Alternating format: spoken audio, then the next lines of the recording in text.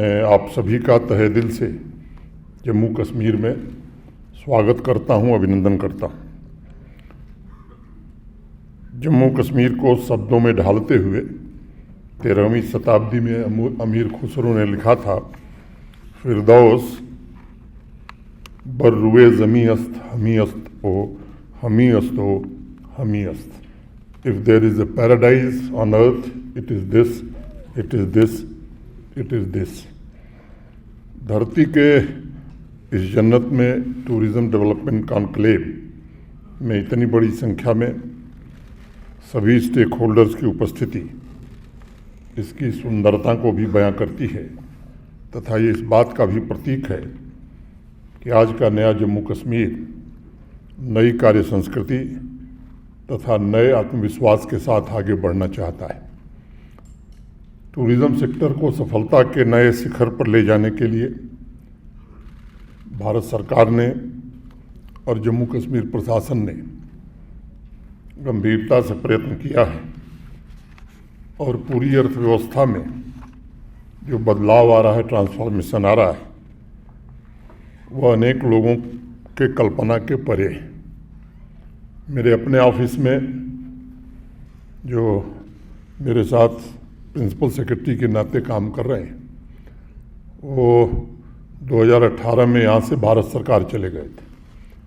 पिछले साल जब वो आए तो 2-3 अवसर पर उन्होंने कहा कि साहब मैं तो समझ नहीं पा रहा हूँ कि यही जम्मू कश्मीर है। ये जो कुछ हुआ है, विकास और शांति का बड़ा ऐसा संबंध है, शांति रहेगी तभी विकास होगा। ये जो कॉन्फ्लिक्ट प्रॉफिटियर्स रहे हैं यहाँ के लोगों को, उन्हें पहचानना होगा और अगर उनको आप नहीं पहचानेंगे तो फिर वो स्थिति आते यहाँ देर नहीं लगेगी। अमिताभ कांत जी ने बहुत अच्छी बातें कही। अब उसको कल कह दीजिए कि लिटरिंग पर 5,000 जुर्माना, तो ऐसे बयान यहाँ आने शुरू हो जाएंगे कि जिसकी कल्पना आप नहीं कर सकते हैं। तो लोग जब तक इस, और हमने एक सिद्धांत बहुत साफ तौर पर वो वसूल है हमारे प्रशासन का कि बेगुनाह को छेड़ो मत और गुनहगार को छोड़ो मत, और ये चलेगा ही, से कोई दुनिया की ताकत बदल नहीं सकती।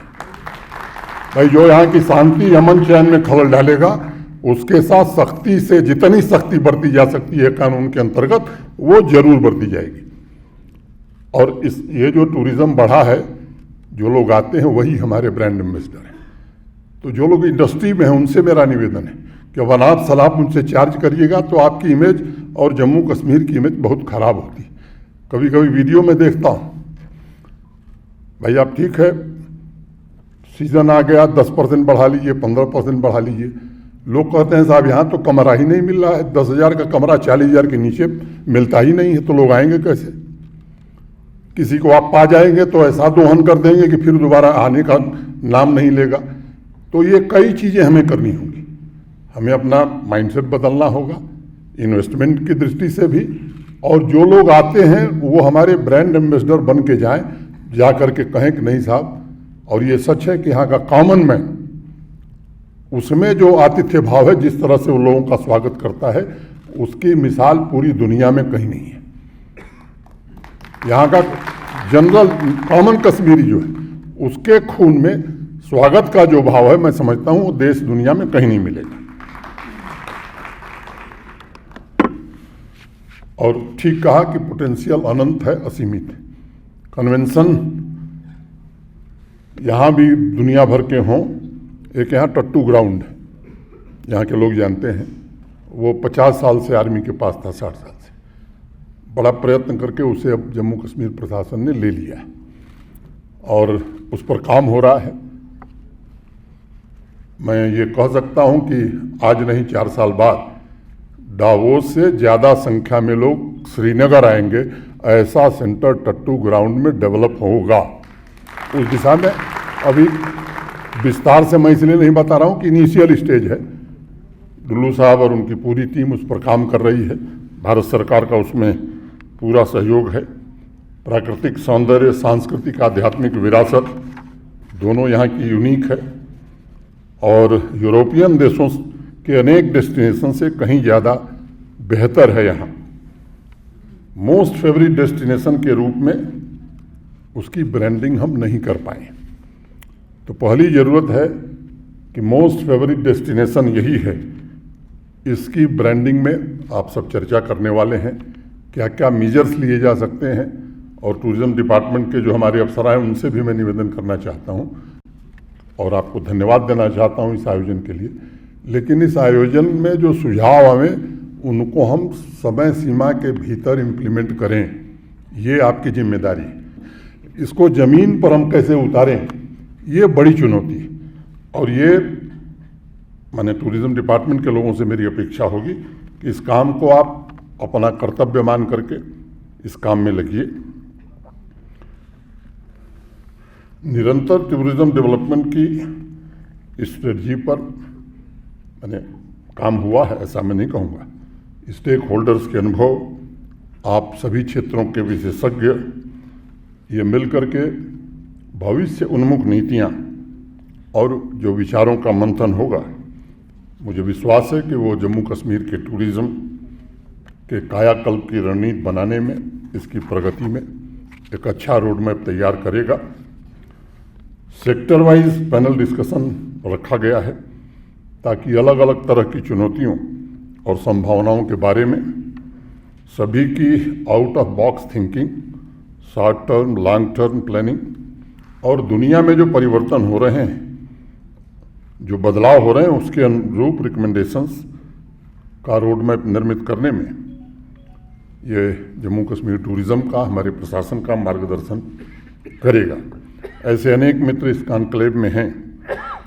इसी कन्वेंशन सेंटर में पिछले वर्ष मई में आयोजित G20 टूरिज्म वर्किंग ग्रुप की मीटिंग के भी वो हिस्सा थे।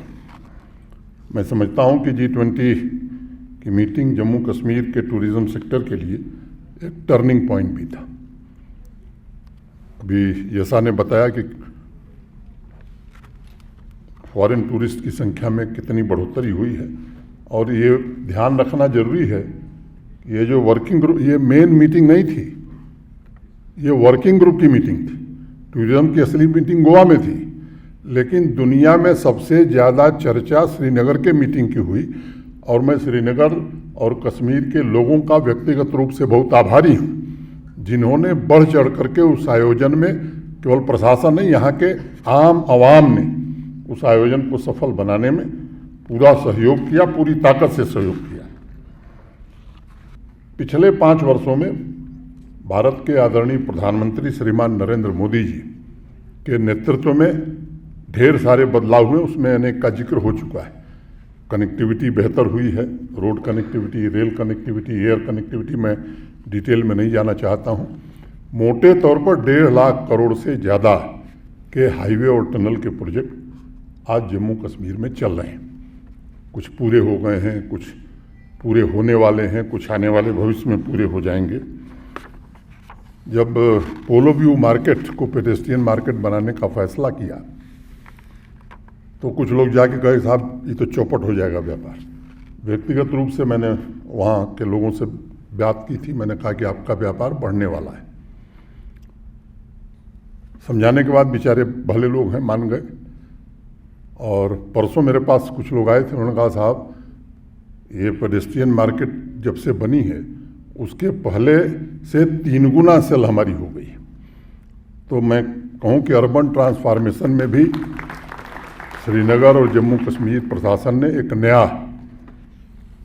आयाम स्थापित किया है। ये प्रधानमंत्री जी के दिल के बहुत करीब है जम्मू कश्मीर, और अभी योगा दिवस के अवसर पर भी वो 20 को आए। जिस तरह से G20 की बैठक का महत्व था, मैं समझता हूँ कि दुनिया को योगा डे के दिन भी संदेश एक बहुत बड़ा गया है, और टूरिज्म में उसके कारण भी ग्रोथ होने वाला है। पूरे देश विदेश के लोग उसे देख रहे थे। अब झेलम रिवर फ्रंट पर आप रात को भी जाएंगे, लाल चौक पर जाएंगे तो बच्चे गिटार बजाते हुए मिल जाएंगे। और मुझे लगता है कि छोटी छोटी जगहों पर भी सिनेमा देखते हुए नौजवान अब मिलते हैं। कोशिश हो रही है कि वो भी बड़ी संख्या में हो जाएं। बाजारों में चहल पहल, हस्तशिल्प कला की बढ़ती मांग, और जो हस्तशिल्प की बात आप कर रहे थे, मैं केवल एक बात जोड़ना चाहता हूं कि अब हमारा एक्सपोर्ट बड़ी मात्रा में इंक्रीज कर रहा है, चाहे वो कारपेट का हो, चाहे हमारा पश्मीना का हो या बाकी क्राफ्ट्स का हो, उस पर भी सरकार ने काफ़ी ध्यान दिया है। और फिल्म, वेब सीरीज़ की शूटिंग हर महीने कुछ न कुछ यहाँ लगातार हो रही है। नेशनल इंटरनेशनल कॉन्फ्रेंस हो रही है। डुल्लू साहब ने बता दिया, इसलिए मैं दोहराना, एक फार्मूला कार रेसिंग अभी हुई थी यहाँ, उसकी भी बड़ी चर्चा थी। और न्यू ईयर जब मनाया जाता है 31 दिसंबर की रात को, तो जो वीडियो लाल चौक का था, मुझे लगता है कि सबसे ज़्यादा वही वीडियो देश के लोगों ने देखा। तो ये ऐसे बदलाव हैं जो मैं समझता हूँ कि अच्छी दिशा में जा रहे हैं, लेकिन ये शुरुआत है, हमारी मंजिल बहुत दूर है। स्पिरिचुअल टूरिज़्म हो, एडवेंचर टूरिज़्म हो, फेवरेट समर डेस्टिनेशन हो, ऑफ बीट डेस्टिनेशन हो, वाइल्ड लाइफ टूरिज़्म हो, इको टूरिज़्म हो, हेरिटेज टूरिज़्म हो, ये सबकी संभावनाएं हैं। उस दिशा में कुछ पहल हुई है। मैं 2 दिवसीय टूरिज़्म कॉन्क्लेव द्वारा मुख्य रूप से 6 महत्वपूर्ण बिंदुओं पर जो एक्सपर्ट्स यहाँ बैठे हैं, उनसे मेरा निवेदन होगा कि फ्यूचर रोड मैप बनाने में आप मदद करिए। सभी एक्सपर्ट जम्मू कश्मीर के मौजूदा पोटेंशियल, उसके सामर्थ्य से भली भांति परिचित हैं। गुरेज और लोलाब वैली को देश के सबसे बेहतरीन ऑफ बीट डेस्टिनेशन का अवार्ड अभी पिछले दिनों मिला है। गुलमर्ग को बेस्ट एडवेंचर टूरिज़्म डेस्टिनेशन का अवार्ड पिछले साल ही मिला है। 75 heritage, 75 off beat destination develop करने का प्रयत्न जम्मू कश्मीर प्रशासन कर रहा है। इसके अलावा बर्ड वॉचिंग, एग्रो टूरिज़्म में भी संभावनाएं हैं। इस पोटेंशियल को पूरी तरह कैसे रियलाइज किया जाए, इसके लिए क्या क्या कदम उठाए जा सकते हैं, आने वाले 2 दिनों में आप जरूर सलाह देंगे और उस आधार पर शॉर्ट टर्म और लॉन्ग टर्म प्लानिंग बने, इसको सुनिश्चित किया जाएगा।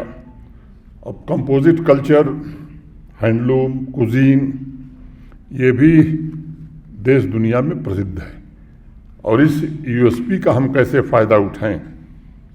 जिस वेडिंग डेस्टिनेशन की बात हो रही है, कई लोग अब आके यहाँ शादी कर रहे हैं।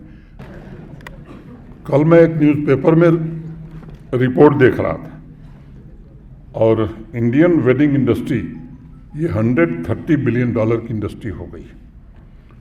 डेस्टिनेशन वेडिंग जम्मू कश्मीर के टूरिज़्म सेक्टर के ग्रोथ के लिए एक की ड्राइवर साबित हो सकता है।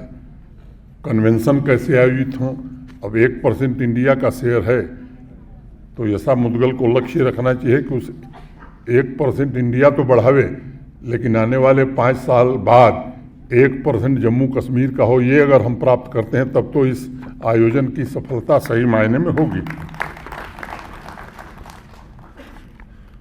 स्विट्जरलैंड, स्कॉटलैंड, ये फिल्म शूटिंग डेस्टिनेशन में कोई मुकाबला कर सकता है।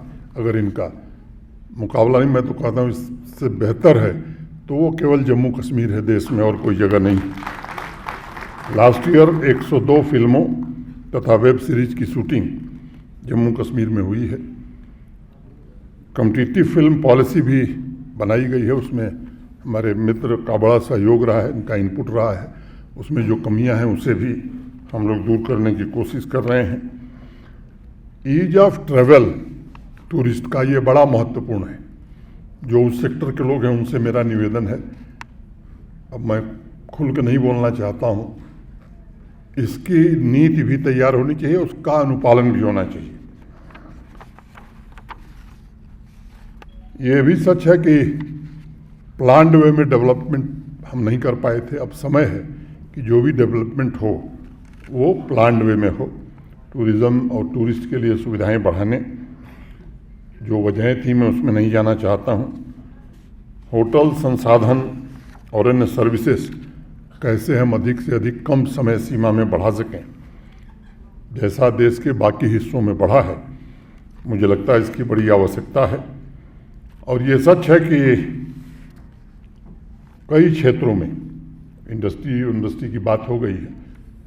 हॉस्पिटैलिटी सेक्टर को भी इंडस्ट्री का दर्जा दिया गया है। और मैं आपके बीच ये बात कहना चाहता हूँ कि जो न्यू इंडस्ट्रियल स्कीम भारत सरकार के सहयोग से बनी, आज देश में इतना इंसेंटिव कोई स्टेट नहीं दे रहा है जो जम्मू कश्मीर दे रहा है। मैं किसी की बात कर रहा हूँ। बिजली इतनी सस्ती देश में कहीं नहीं है। हिमाचल, पंजाब, हरियाणा जो बगल के स्टेट है, या देश में किसी राज्य में सबसे सस्ती बिजली जम्मू कश्मीर में। एक धारणा मैं दूर करना चाहता हूँ। MHA ministry of home affairs हर साल पार्लियामेंट में जो दस्तावेज प्रस्तुत करती है कि क्राइम कहाँ सबसे ज़्यादा है, तो उसमें भी जम्मू कश्मीर में सबसे कम क्राइम है। ये बात आप लोगों को इसलिए मैं बता रहा हूँ कि कई लोगों को ये बात बताई जाती है। 421 करोड़ का निवेश आया है, बहुत ही न्यूनतम राशि से मैं मानता हूँ। ये कैसे 4000 करोड़ इस साल हो, ये ऐसा मुद्गल इनके दोनों डायरेक्टर अगर एक साल में करेंगे तो मुझे लगेगा कि आपने काम किया है, और अगर आप नहीं करेंगे तो मैं ये मानूंगा कि आपने समय बिताया। स्ट्रेटेजिक रोड मैप बनाने की ज़रूरत है। स्मॉल और मीडियम इंटरप्राइजेज भी, केवल मुश्ताक छाया साहब का 200 कमरे का होटल नहीं, बल्कि छोटे लोग भी आवें, नौजवान बच्चे बच्चियाँ आवें, वो अपना काम करें, ताकि यहाँ के सामान्य मानवी का जीवन बदल सके। क्वालिटी और सर्टिफिकेशन का सिस्टम ये हमें ज़रूर लागू करना चाहिए और ईमानदारी से लागू करना चाहिए। मैं उम्मीद करता हूं कि टूरिज्म डिपार्टमेंट इस पर गौर करेगा, ताकि प्रोफेशनल तरीके से सभी स्टेक होल्डर्स आने वाले अतिथियों के लिए अनिवार्य क्वालिटी स्टैंडर्ड मेंटेन करने की जिम्मेदारी उठावें। सस्टेनेबल डेस्टिनेशन का लेवल क्या हो सकता है, इसके लिए भी मुझे लगता है कि विचार करने की ज़रूरत है। क्वालिटी और कॉम्पिटिटिवनेस, इसकी शुरुआत अगर हम कर सकेंगे तो जम्मू कश्मीर की टूरिज़्म इंडस्ट्री को नई ऊंचाई, नई ऊर्जा मिलेगी। वैसे हमारी संस्कृति में ये कहा जाता है कि अतिथि देवो भव। इस अतिथि शब्द का बड़ा व्यापक अर्थ है, और टूरिज़्म सेक्टर में हम अपने घर आने वाले मेहमान को मात्र कस्टमर के सीमित दायरे से अगर देखते हैं तो गलती करते हैं। हमें उसे घर का सदस्य मानना चाहिए और ऐसा व्यवहार करना चाहिए कि वो बार बार खुद भी आवे और कुछ लोगों को प्रेरित करे यहाँ आने के लिए। और इसलिए आवश्यक है कि tourism sector high customer value की सर्विसेज प्रोवाइड करें, ताकि दोबारा वो लौटें, दूसरे को भी रिकमेंड करें और जम्मू कश्मीर की अन्य महत्वपूर्ण वस्तुओं का संग्रह करने के लिए उस पर भी पैसा खर्च करें। इस दिशा में सभी एक्सपर्ट से राष्ट्रीय तथा अंतर्राष्ट्रीय टारगेट ग्रुप्स को ध्यान में रखते हुए जम्मू कश्मीर को एक कंप्लीट डेस्टिनेशन के रूप में विकसित करने के लिए आपसे मैं सुझावों की अपेक्षा कर रहा हूँ। जो चौथा महत्वपूर्ण बिंदु है वो प्रमोशन से संबंधित है। कॉम्प्रिहेंसिव स्ट्रेटजी की उम्मीद मैं आप सबसे करता हूँ। पिछले 50 वर्षों के ट्रैवल एडवर्टाइजिंग के इतिहास को अगर आप देखेंगे तो आज तमाम मीडिया ऑप्शन की वजह से टारगेट ग्रुप्स तक पहुँचने में बड़ी आसानी हुई है। इस पर भी हमें ध्यान देने की आवश्यकता है। मुझे 80 के दशक का एक किस्सा याद आता है। लोगों के लिए इंग्लैंड और अमेरिका की यात्रा वो जीवन का एक अमूल्य सपना हुआ करता था। एक समय ऐसा आया जब लंबी अवधि के लिए इंग्लैंड में बिजली की बड़ी भारी किल्लत हो गई और आए दिन अखबारों में इस संदर्भ में खबरें छपने लगी। उसका सीधा असर हुआ कि इंग्लैंड जाना लोगों ने बंद कर दिया। वो संख्या बड़ी घट गई और टूरिज़्म पर बड़ा खराब असर हुआ। बुक टिकट लोग कैंसिल करने लगे, होटल की बुकिंग कैंसिल होने लगी। बाद में इंग्लैंड की सरकार ने दुनिया की सबसे बड़ी एडवर्टाइजिंग एजेंसी के द्वारा एक कैंपेन चलाना शुरू किया, जिसकी पंच लाइन थी, Britain is ablaze with lights again.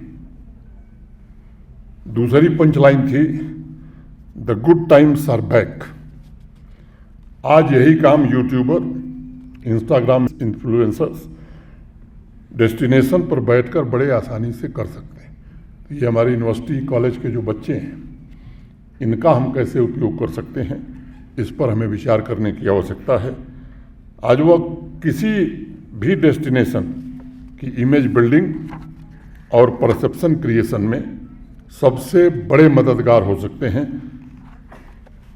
ऐसी स्थिति में सभी एक्सपर्ट्स से मार्केटिंग के नए तरीके, आईटी और डिजिटल टूल्स को मिलाकर प्रमोशन के लिए एक सुनियोजित रोड मैप कैसे हम बना सकते हैं, मुझे लगता है ये भी एक हमारे विचार का विषय होना चाहिए। पैनल डिस्कशन में innovative marketing, social media influencers, travel, trade और इंडस्ट्री के साथ स्ट्रेटजिक कोलैबोरेशन पर विशेष चर्चा, और मुझे उम्मीद है कि इसमें जो महत्वपूर्ण सुझाव आएंगे उसको यदि हम लागू करेंगे तो जम्मू कश्मीर के टूरिज़्म को हम ऊंचाई पर ले जा सकेंगे। मैं ये अवश्य कहना चाहूँगा कि टूरिज़्म प्रमोशन की सफलता के लिए आवश्यक है कि हम उस जगह की कौन सी यूनिक क्वालिटी है, उसकी सांस्कृतिक विशेषताएं क्या हैं, उसे हम कैसे हाईलाइट कर सकते हैं। और अगर विज्ञापन या एडवर्टाइजिंग की भाषा में हम कहें तो हम किस प्रकार ब्रांड पोजीशनिंग उसकी कर सकते हैं। ख्वाजा और मीर दर्द का एक शेर है, मैं 2 लाइन कह के ख़त्म करूँगा। सैर कर दुनिया के गाफिल, जिंदगानी फिर कहाँ, जिंदगी अगर कुछ रही तो ये जवानी फिर कहाँ। मैं ये मानता हूँ कि हर किसी व्यक्ति का एक ड्रीम होता है, वह खूबसूरत जगहों की यात्रा करे, उस जगह की मेमोरीज को संभाल कर रखे, और इसलिए वही टूरिज़्म प्रमोशन सफल माना जाएगा जो पोटेंशियल ट्रेवलर को के ड्रीम को एक्शन में तब्दील कर सके। 5वां बिंदु, ऑफ बीट डेस्टिनेशन और होम स्टे, जिस पर एक्सपर्ट्स इस कॉन्क्लेव में चर्चा करेंगे। मेरी व्यक्तिगत राय है कि कोई भी टूरिस्ट अपने ड्रीम डेस्टिनेशन से कम 5-6 चीज़ों की अपेक्षा रखता है। पहला, वैल्यू फॉर मनी। दूसरा, आकर्षक ऐतिहासिक विरासत। तीसरा, अनमोल कलात्मक वस्तुएं, vibrant culture, friendly environment, untouched unspoiled nature. और 5वां और सबसे महत्वपूर्ण कि वो शांति चाहता है। लोकल क्यूजीन यूनिक हो, उसे वो पसंद करता है, उसे ट्राई करता है। टूरिज़्म में एक तबका ऐसा भी है जिसे हम एक्सप्लोरर कह सकते हैं। वो एडवेंचर चाहता है, ऐसे डेस्टिनेशन पर जाना चाहता है जहां पहुंचने के लिए वो जोखिम उठाने के लिए तैयार रहता है। शहर जैसी सुविधाओं के बिना वह कुछ दिन गुजार सकता है। इन सभी पहलुओं को ध्यान में रखते हुए off beat destination, trekking, home stay, adventure tourism कैसे हम डेवलप कर सकते हैं, इस पर एक सुनियोजित रणनीति बना करके हमें काम करना होगा। मैं उम्मीद करता हूँ कि इस दिशा में वैल्यू एडिशन, प्रशासन, इंडस्ट्री और कम्युनिटी, इन तीनों स्टेक होल्डर्स के सामंजस्य के लिए कुछ सुझाव आएंगे। एक सस्टेनेबल टूरिज़्म बिजनेस मॉडल कैसे हम बना सकते हैं। प्रोफेशनल मैन पावर और स्किलिंग, जिसकी बात अभी अमिताभ कांत जी ने कही, वो बहुत आवश्यक है। कोविड पैंडेमिक के पश्चात टूरिज़्म इंडस्ट्री के रोजगार के अवसरों में भारी संख्या में वृद्धि हुई है। पहले की तुलना में एक बड़ा परिवर्तन आया है। अब यह इंडस्ट्री स्किल्ड मैन पावर पर ज़्यादा फोकस कर रही है। अगर पुराने और अनुभव से सीखे हुए ट्रेंड स्टाफ को छोड़ दिया जाए तो सभी डिसिप्लिन में नए स्टाफ आ रहे हैं और उनसे उम्मीद की जाती है कि वो स्किल्ड होंगे। इस पहलू पर हमें गंभीरता से विचार करके इसकी योजना हमें बनानी होगी और योजना बना के उस अनुसार काम करना होगा। इन 6 बिंदुओं पर मैं सभी एक्सपर्ट से अनुरोध करूंगा कि वो अपनी राय दें। प्रशासन के अपने सहयोगियों से ये अनुरोध करूंगा कि रोड मैप बनने के बाद वो एग्जीक्यूट हम कर पाते हैं कि नहीं, ये दायित्व हमारा होगा। इस कॉन्क्लेव में चर्चा से निकले बेहतर सॉल्यूशंस हमारे सामने आएंगे। Wedding, conference, meeting, adventure, eco tourism में जम्मू कश्मीर को उसका वाजिब स्थान दिलाना, ये हम सबकी जिम्मेदारी है। मैं इस कॉन्क्लेव की सफलता की कामना करता हूँ।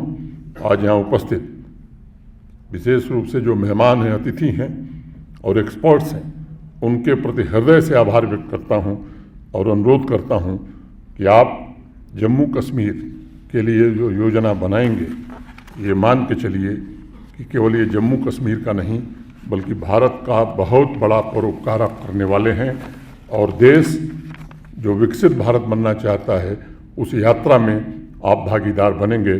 बहुत बहुत धन्यवाद। नमस्कार। जय हिंद।